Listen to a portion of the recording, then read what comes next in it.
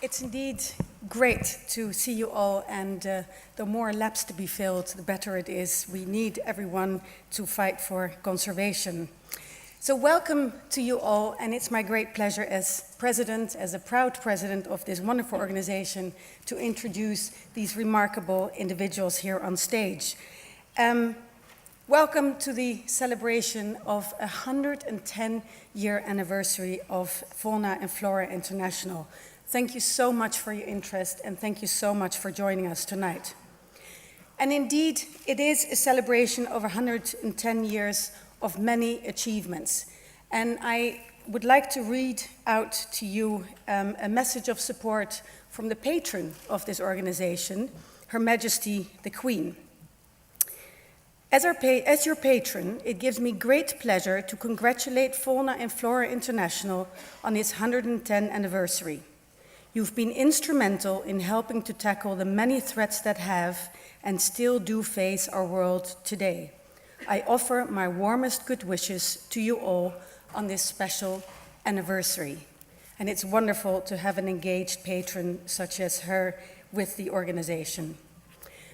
Now, the many achievements over the last 110 years has been obviously centered around restoring and saving biodiversity in all corners of the world, from Indonesia to the Philippines, from Kenya to Sierra Leone, from Belize to Brazil, from Romania and Turkey, and every single spot in between.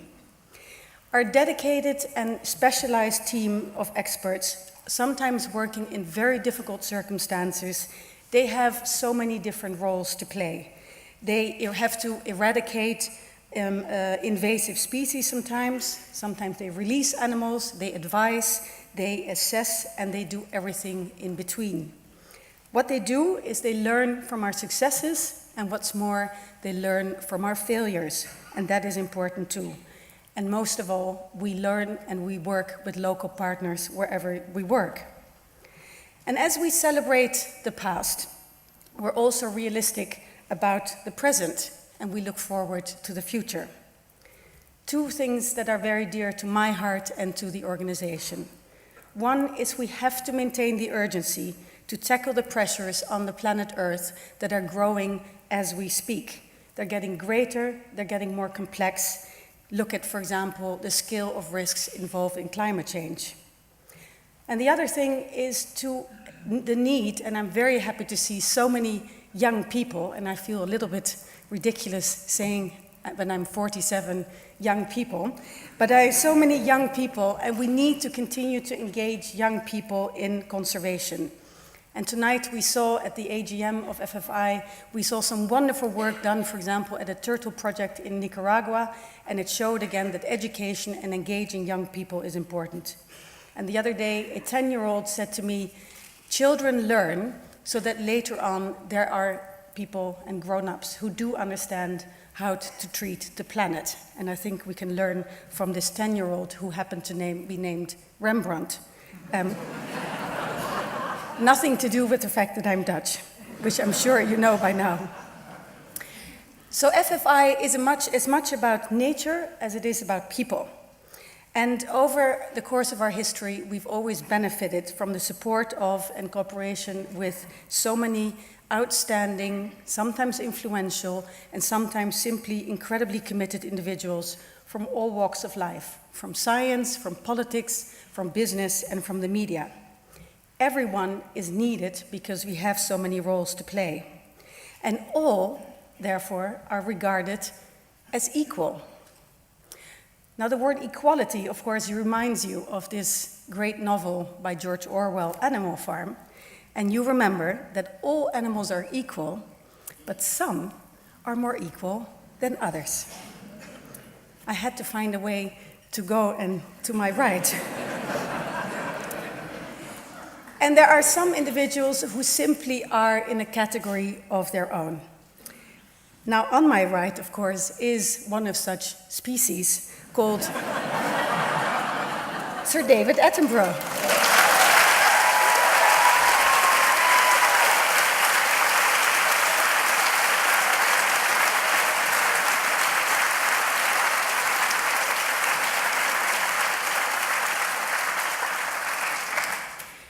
who am I as a Dutch lady standing here introducing Sir David? But I will say a few words to you. And I hope that afterwards you don't give me a smack on the hand to say that I've gone overboard. But you may.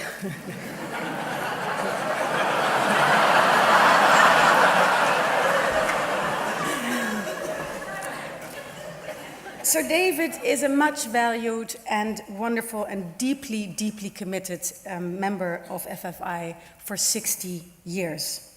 And through your eyes and through your voice, millions of people around the world have discovered remote places, making us feel humble, truly humble, and enjoy the planet's greatness. Microscopic details, secrets of the land, and magnitude of nature. And I'd like to thank you from all of us in FFI in all of these remote places and places that you know of that we may still not know of. We'd like to offer you our deepest respect and gratitude for all you've done for the organization and for the planet. Thank you.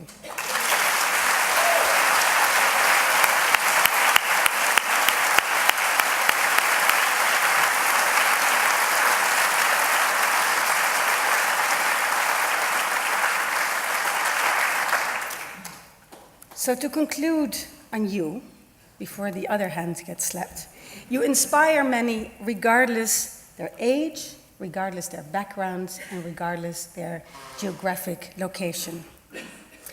Now, talking about voices, I'd also like to introduce another renowned broadcaster, and I think the power of the voice is really something that is underestimated, certainly in our country, but hopefully not here. Libby Purves. As you probably know, she's a Times newspaper columnist, she's an author, she's a broadcaster, a drama critic, and of course the presenter of the BBC Radio 4 midweek program. And I'm sure many other things that could not fit on my little mind map. So, without further ado, we are all ears, 700 of us, young, mid-level age and older people. So all the wisdom in the world, all the wisdom in FFI to celebrate our 110-year anniversary, and we're all ears as you discuss some of the issues facing conservation yesterday, today, and hopefully tomorrow. Thank you very much.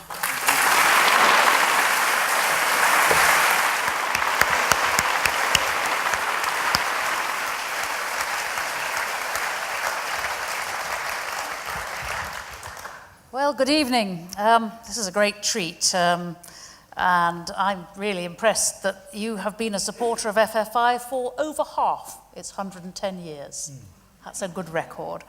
I want to start a bit, though, with your own life and how it all began. You once said, "No, I don't love animals, I'm just amazed by them." It's a particular kind of focus, I think, you've given us, which is unsentimental, but not quite coldly scientific. Is that a reasonable definition of how you feel?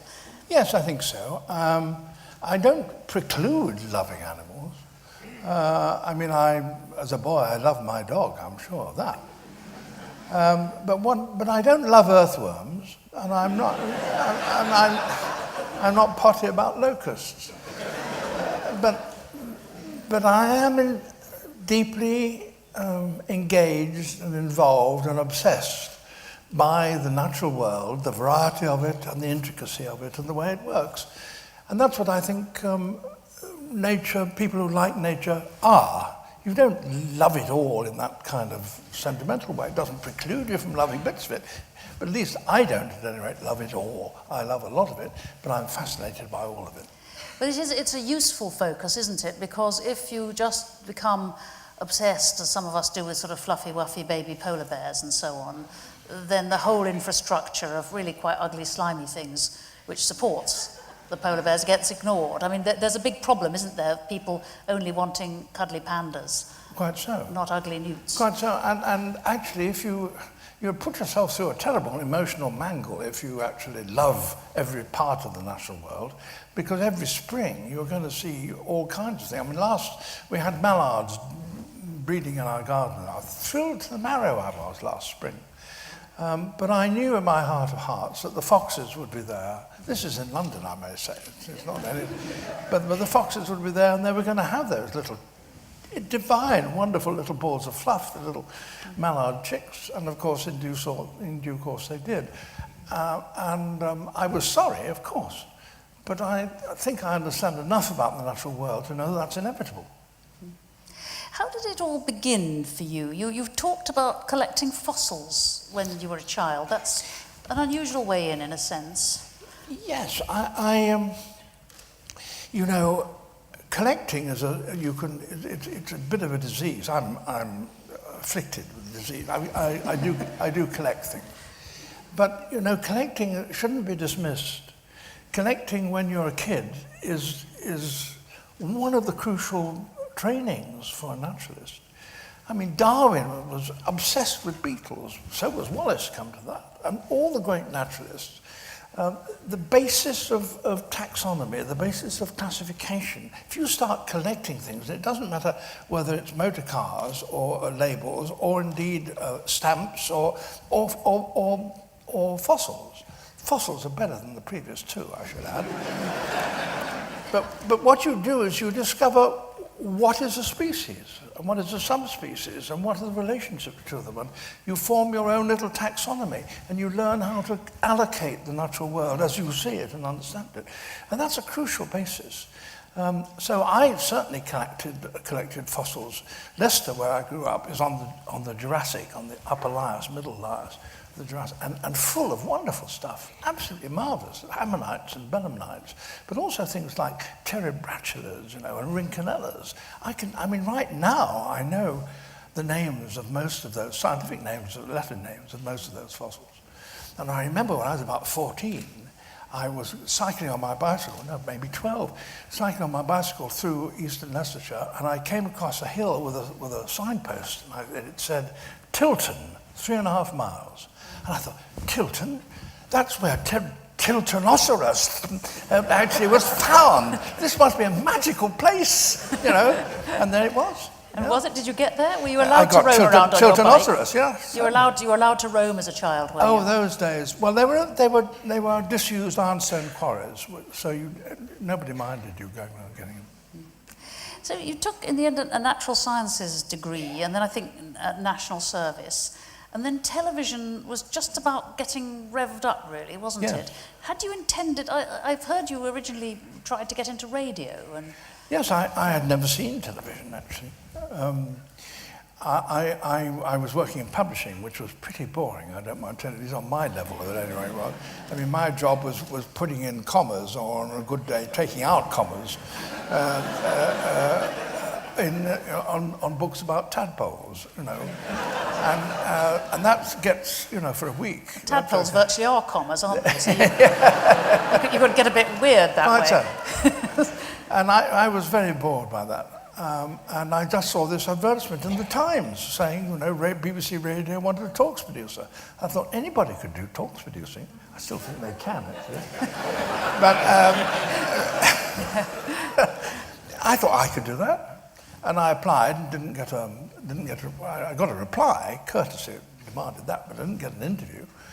And then about a fortnight after that, I got a letter from someone on a BBC letter which said, we have seen your application, and we know you didn't get the job, but we also have a new thing which is called television, which some people are rude about, but we think you might be interested. Would you care to apply?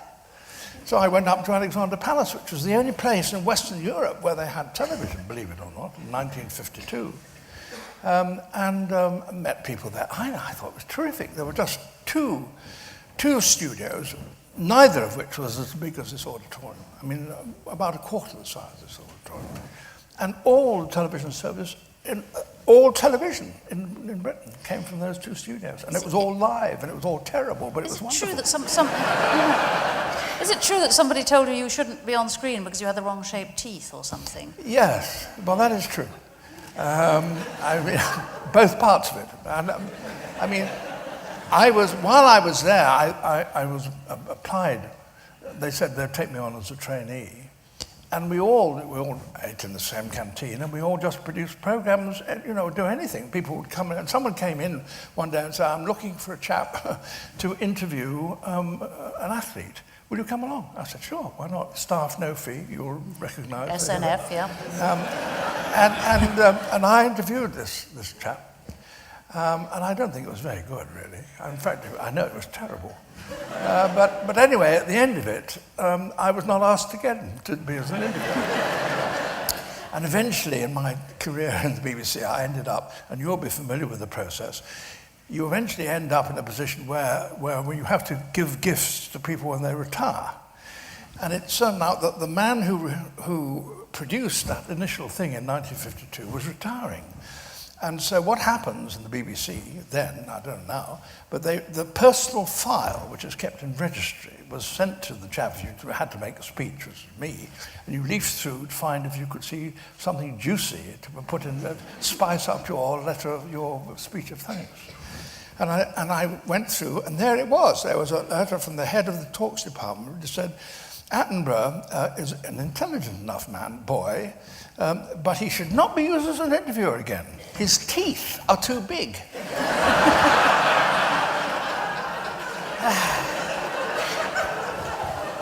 You think, to think of all the animals with enormous, terrifying teeth, which have since then you have made stars, you see. You did, of course, carry on in broadcasting. In fact, you became a channel controller. You could have been the great silverback gorilla leader of the BBC, the great Director General we never had.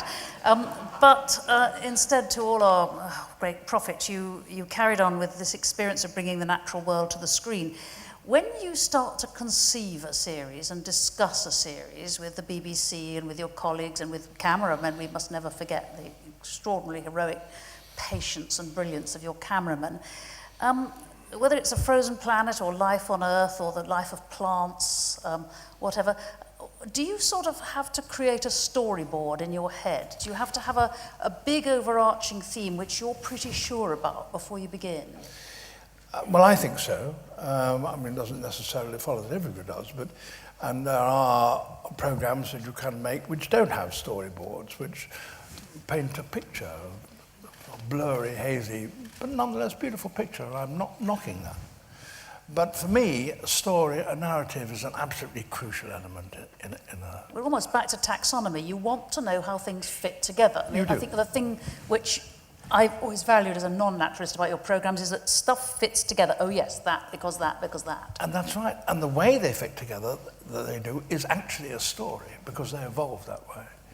And when I resigned from the staff, and I immediately put up an idea which I'd cherished for a long time, which was that we should tell the greatest story in the world, which is how, from a complex molecule in the bottom of the sea, we ended up here.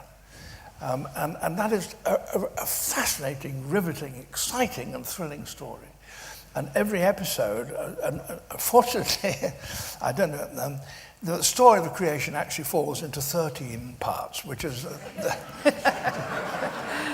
the quarter in which BBC television planners plan their schedules. Now, it's a neat coincidence. I don't know who thought of it first, but anyway. It's so extraordinary that it did. That they should be 50 minutes long as well. I mean, it's a natural wonder, isn't it? As well. And we ended each one by saying, so fish managed to get onto land, but having got onto land, how could they possibly move about since they didn't have legs? And how could they be there? Tune in next week. And that continuous story of evolution is, of course, the most thrilling, complex story there is. And it's what keeps evolutionary biologists going to their labs every day and watching animals every day. It's a thrilling, thrilling story made for television, in my view. But when you're planning something like the Arctic, Antarctic programs, of course, in a life at the poles and so on, you can't ever be quite sure what footage you're going to get, can you? Because we have seen, Doug Allen, these ferocious Arctic battles of seals and whales and penguins all duffing each other up and plotting against each other and throwing each other off bergs. You can't be certain You were going to catch those behaviours. I mean, you could just tell us scientists have observed these behaviours, but we want to see them. Believe you me, I can be pretty sure an elephant shield is going to do what it's going to do. I mean, there are quite a lot of things which are predictable. But that's the beauty of the natural world. It's enormously various. And if you get things which you fail to film, you can find usually something that will take their place. But having said that, there are very, very few things that if you give yourself, well, the 13-part series is going to take 2.5 to 3 years to make. That's not very long, actually. It's taking 3 months to make a 50-minute film is not bad. And 3 years and 4, that's 12 parts. So you're doing quite well. But if you've got 3 years, you can really plan what you want to do. And you can make the important things crucial, and then you can leave spaces where you can say, well, if we get it, it'll be good luck, and if we won't. And you take gambles every now and again, decide something, put a bit of money into it and see what it works. But by and large, you can get what you want. Are there ever moments, have there been moments where your cameramen have observed and filmed certain behaviours which scientists hadn't actually really known about yet? Not many. Not many. And we in the natural history are very, very dependent upon scientists. When I started, I used to think that you were going to go to a scientist who would spend 10 years, 15 years, sitting there in some appalling, cramped position, some in a ghastly rainforest, pouring with rain, in order to look at one simple little creature that does certain things. And along people come from television and say, will you tell me actually, well, exactly what happens after the result of all this labor of yours, because we want to make a 3-minute film? I wouldn't be surprised if the scientist said, if you think I've done all this thing for you just to come along and skim the cream, you've got it wrong. But that's never happened, not once. If you go to the scientist and he believes or she believes that you are being honest about what they're working about, and that you furthermore give them all the material you record for their use, they've always unreservedly been helpful. It's very happy and very rewarding. From time to time, we've had these sort of minor outcries about things being filmed in a more planned way, like the polar bear cubs were actually in a zoo. I mean, whether anyone really thought your cameraman was going to crawl into a cramped ice cave with a mother polar bear and her babies, I do not know. But there are times and ways sometimes that in order to get the story and to get the behaviours, you have to do that, don't you? It must be a hard problem for you knowing at what stage you signal that in commentary or not. Yes, but you said just now that narrative is very important. And if you're spending time trying to explain what the life of a polar bear, since you raised the issue, what the life of a polar bear is like in those environments, and you're building up a story in which atmosphere is very important, the narrative is what's going to happen. Now, one of the crucial things in the biology of a polar bear is that the female goes and makes a snow den in which she's going to spend the winter, and in the depths of winter, when she is comatose and half in hibernation, because they don't totally hibernate, but half in hibernation, and a little tiny thing, no bigger than a drowned rat, emerges from her, and this is her baby. And the fact that she produces it in the middle of winter is a crucial element in the story of her biology. Now, so we had to film it, at least if we possibly could. And we knew, I mean, if you had tried to do it in the wild, either the polar bear would have killed the cameraman, well, it's a possibility, actually, if you disturbed her in the middle of the winter. And you would certainly, if you did disturb her, you would probably also kill the baby cub. So it's not on, you couldn't do it. But then you discover that there's a zoo in Germany where that is going to happen, and you film it. Now, I suppose it could be possible after carefully building up the picture and the atmosphere, the cold and one thing and another, that suddenly you say, and so she gives birth, and then you say, and by the way, this is being filmed in Frankfurt Zoo. Is that sensible? Problematical, yeah. No.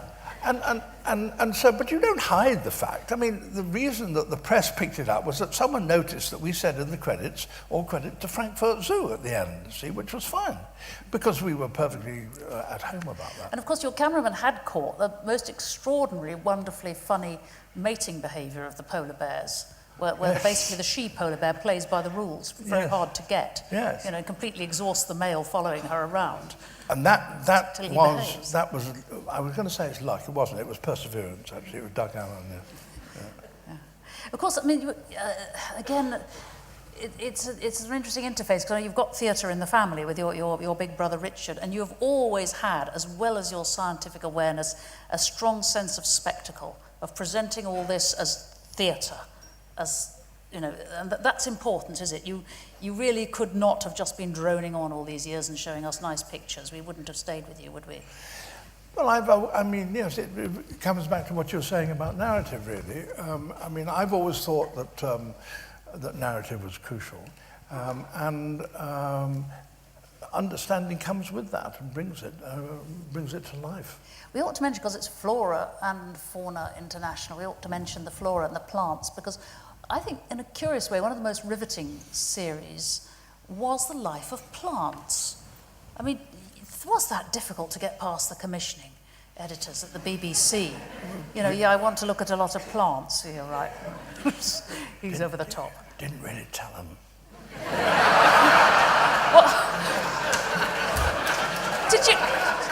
Did you lie? Did you tell them there were going to be furry animals in We've it? got another wonderful sequel series. The budget will be another 10% extra, I'm afraid, you know, because it has to be, but it'll be all right. But you really didn't admit that you were going to be doing, you know, how the BlackBerry is taking over the world. And Well, stuff. I remember that, because I've never say forgotten it. that in those days, the structure of the bee was rather different.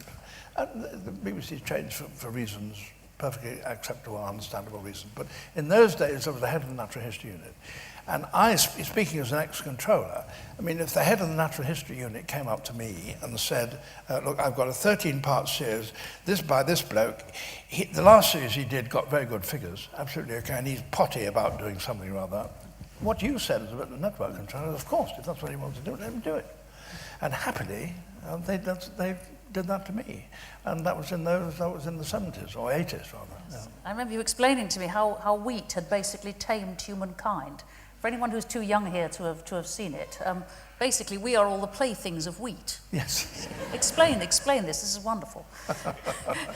Well, just that if you turn the glass the wrong way round, and you think all of us think that we manipulate wheat, but what wheat actually, if you could think, it would actually say, as a consequence of my changing genetically, I now rule the world, as it was 2,000 years ago, more than that, 4,000, 10,000 years ago.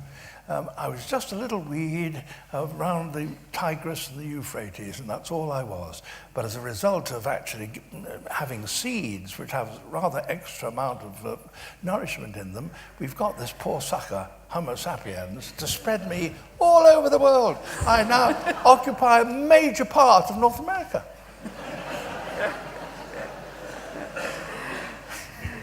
In fact, oddly enough, plants, I got ethical telling off just now outside, because I was saying, of course, biodiversity in plants is just so massively important, because, you know, there could be something we haven't even found yet, you know, which is in some obscure habitat, and yet which could cure all diseases. You don't approve of that point of view, do you? Well, what I said was,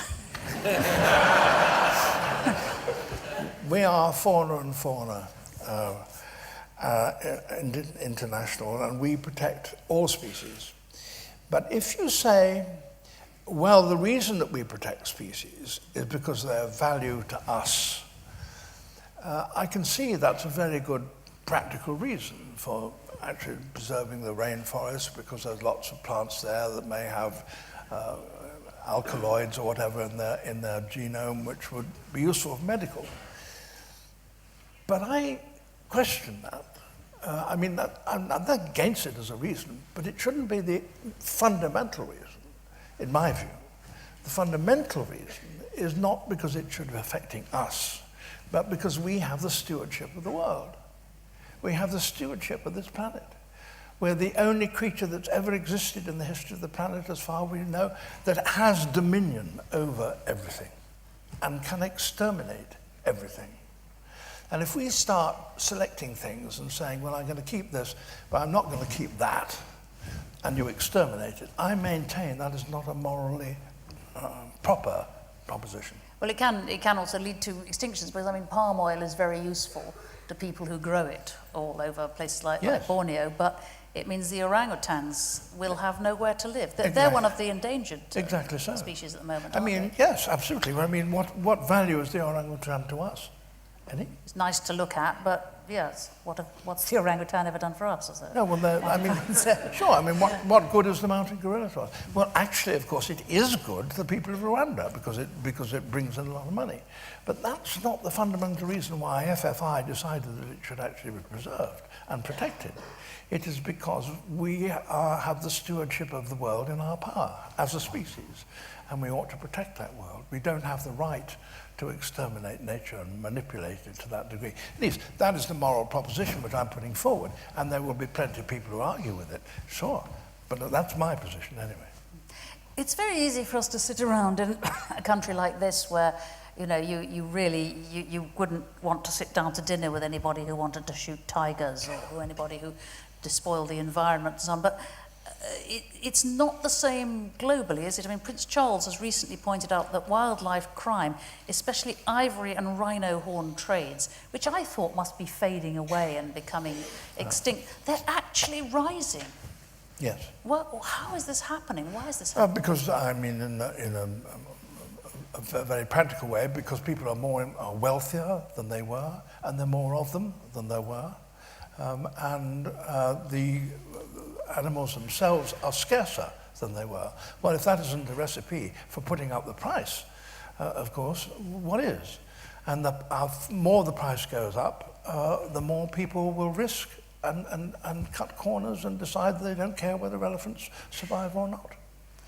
We do get to a point where we start to ask ourselves whether mankind is too successful as a species.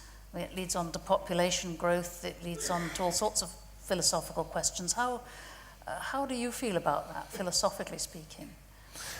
I have little doubt that if we have the capacity to limit our growth, our birth rate, that we should actually consider about doing that.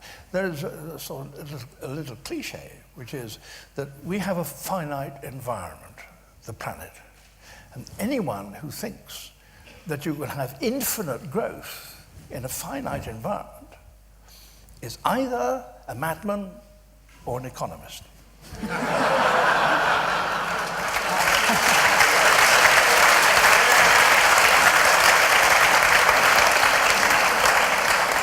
Of course, some say, I think somebody was accusing you the other day of being a bit too pessimistic about population growth, because actually as living standards rise in large parts of the world, people do have smaller families. There's no longer this sense that you better have 8 children because some of them will die. Yes.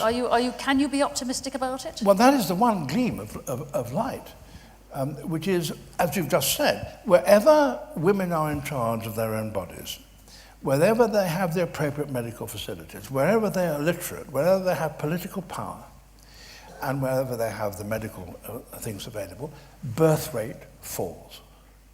And that, therefore, means that those of us who are more developed countries who have all those things should make sure that those who haven't get them. And that is the one way in which I can see that in fact, population growth will really slow down in a serious way. And there's also a sense of... I mean, people talk about exporting democracy, but the exporting environmentalism is a tricky thing, and a tricky thing sort of politically and ethically. I remember being in the Seychelles when they were just starting up their ecotourism movement. I don't know how successful that's been since, but they were very keen at the time, and they had a beach cleaning patrols to make sure there was no plastic on the beach and so on. But of course, one of my local guides took me out and sort of chucked all the picnic things down. I said, no, we must take those home. And he said, no, because there's beach cleaners now. And we had a huge argument about turtles, because he said, we've always eaten turtles. You know, if God hadn't meant us to eat turtles, he wouldn't have made turtles so tasty. And we're going to go on eating turtles because there are turtles, and it would be quite wrong. And then she then went very Catholic on me and said, you know, God will provide more turtles. You know, and it would be blasphemous of us not to eat turtles because that. And you sort of think, yes, there's a whole area of the world where you really got to gently sort of persuade people, haven't you, that it's worth looking after nature. Yes, you certainly have. And I don't think that is as uphill as you would suggest. I was recently in East Africa where there was a turtle conservation little unit, which was getting in turtles that were brought in by fishermen, being accidentally caught, were actually rehabilitated and released. And the local fishermen were cooperating in all sorts of things.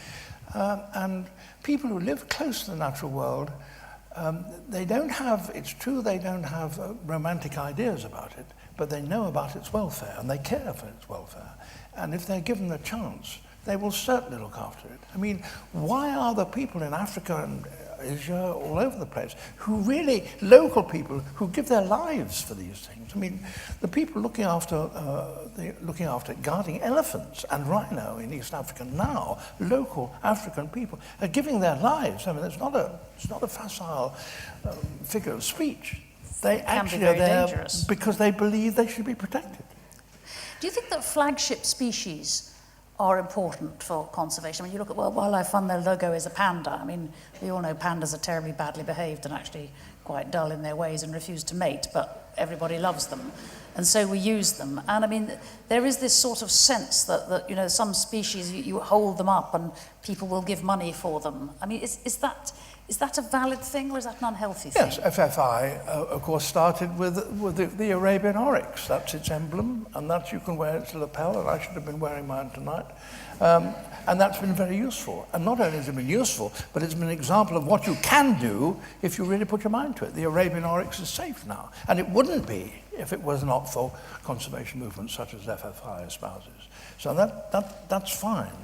And it's a perfectly valid way of rattling a collecting box in the high street with a panda on it. That's okay. That's okay. But when people become involved in conservation, the conservation movement itself has a responsibility to educate those people, to show those people how, in fact, keynote species or charismatic species like this are only that. Actually, you see, supposing it was the case that the Javan rhinoceros was so reduced in numbers that it would only live in zoos. Now, a Javan rhinoceros in a concrete-lined pit is not anymore a Javan rhinoceros. It's a prisoner for a start. It's not behaving properly. It's a travesty of what a real rhinoceros is. The only way the Javan rhinoceros will survive is if the forests survive. And so the Javan rhinoceros movement to help that means you've got to protect the forest. And the Javan rainforest, very much reduced, appallingly reduced. But nonetheless, that is very precious. And it's the insects, and it's the plants, and it's the birds, as well as the rhinoceros, which constitutes the whole ecosystem. That's what you have to be saving. But of course, the big zoo argument is that if people could just see the magnificence of some of these creatures in a zoo, they would be more inclined to protect the idea of them in the habitat. I mean, that's always been the argument for zoos when people argue against them. That's perfectly true, but there are some things that shouldn't be in zoos. I mean, some things that you cannot provide the right sort of environment for the animal to remain sane. But zoos have changed hugely since I accompanied a zoo collecting expedition in 1954. But since then, I mean, in that time, 1954, we were at the end of the Victorian attitude to the natural world, which was absolutely correct and proper, which is we have to catalogue it. Until we know what is there, we can't really handle it. And so the 19th century and the first half of the 20th century was occupied in cataloguing, and zoos measured their success by swanking, by saying, how many species we've got here, And the fact that they were all, to build up the numbers, they were all little sort of furry rodents, which were all nocturnal, never came out, and nobody ever saw them in the London Zoo, which was the case. That was neither here nor there, because they were compiling the lists. Well, now we've got past that stage now, and zoos understand that, and zoos, informed, educated zoos now, are understanding that their message should be about conservation, which it certainly is. But quite a lot of your career, you would say sometimes about conservation, I am just telling the story, I am just showing, you know, and others can see what's to be done. But lately you've got a bit more toothy about controversial issues like fossil fuel burning and population and so on. Is this because things are getting more serious, or is it just because you think you have built up such an awareness over a lifetime that it's only right that Attenborough should sort of stir it up a bit? It isn't really. That is not quite how it is. Quite how it is. I mean, you're a broadcaster and I'm a broadcaster, and we both work for the BBC. And if you're going to go out on a limb and you're going to say something which is not proven, which is controversial, you have to be very careful what you're doing. Because if you represent in some ways the voice of the BBC, because you and I have extraordinary access to this medium. And if we abuse it to grind axes, we are, I think, culpable. I'm not talking about axe grinding, I'm talking about messages which are pretty acceptedly strong. I quite agree. But the second part of what I was going to say was, therefore, if you've got a proposition that is suddenly becoming apparent because of things that are changing, you better be sure you've got it right. And after all, the whole process of science is that when you put a theory, you test it. You get the evidence to see whether it's right or not. And you don't say it's right until you're sure it's right. And that's what happened as far as conservation, or as far as climate change is concerned. I remember very, very well the moment when it was in the 80s. Yes, in the 80s. I went to a lecture in France, where Professor Cicerone, who was a very, very distinguished president of the American Academy of Science and a climate scientist, he produced a series of graphs about the contents and the change of the atmosphere over the past 500 years, plotted against the Industrial Revolution and the increase of human population. And at the end of it, you simply could not deny that it had to be the case. A, that the world was changing climatically, and B, that humanity was involved in bringing that change about. And then I said what I said. Just going back to animals and going back into your memories of all these journeys and all these trips, are there any that you find yourself actually quite disliking? Disliking? Yes. Oh, I mean, yeah. I know you're fascinated by them all, but you know, when I see an alligator or a crocodile, I don't want it. I don't even want to look at it. I don't mind a cockroach at all. You're all right with crocs? But I'm absolutely okay with cockroaches. They want to kill you. No, I don't mind them at all. On the other hand, rats. I had a pet rat. They're all right. They're very intelligent. You can keep your pet rat. I'm not referring to your pet rat. I'm referring to a rat with whom I only had a very brief acquaintance. I was sitting, I'm sorry about this, I was sitting having had a stomach upset on a lavatory in India, and a rat came up between my legs. You like rats? Yes, well, that was one rat that you disliked. I'm wondering whether there's any type of animal that you just find yourself slightly repelled by. I'm slightly repelled by rats. And I can give you a sort of logical reason. It's easy enough to love almost anything, providing actually you've got the sense of control. You know, it can be out there, and you can be in here, and that's fine over there, and you're okay here.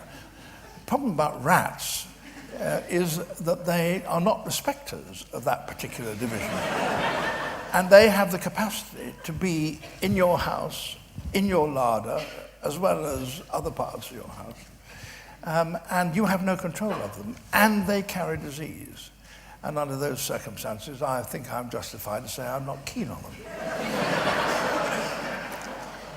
But if the BBC were to want you to make a programme about the extraordinary life cycle of the rat and I've done that. the way they've... Yes, you've done that, haven't you? Yeah, I've done that. Yeah, it's fascinating. And you still...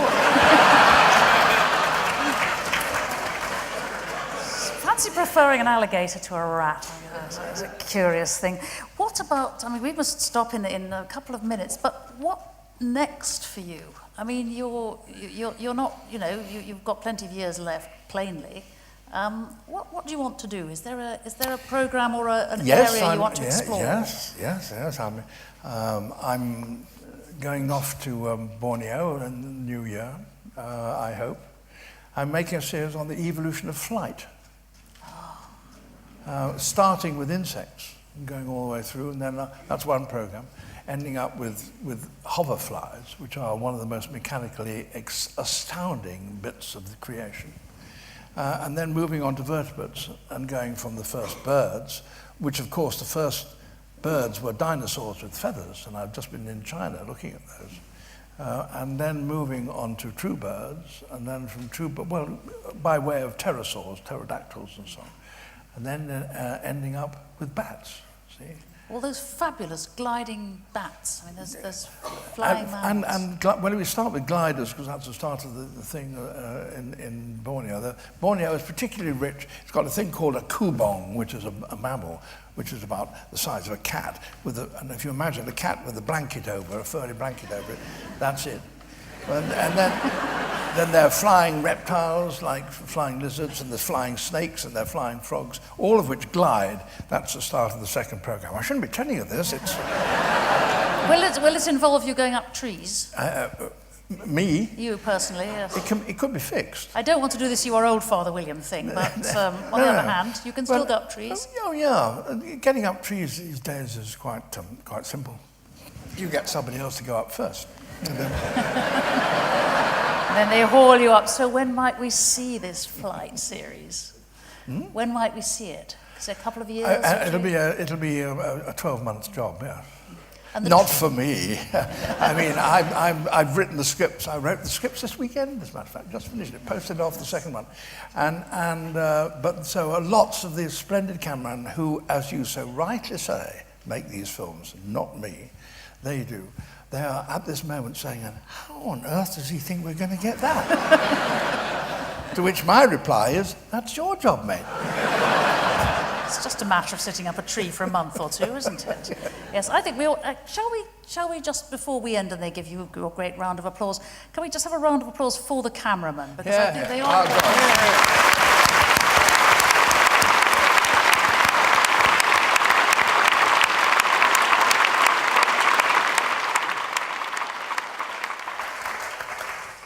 Waiting for the rat cam, though. I still think crocodiles and alligators are worse. Sir David Attenborough, thank you very much.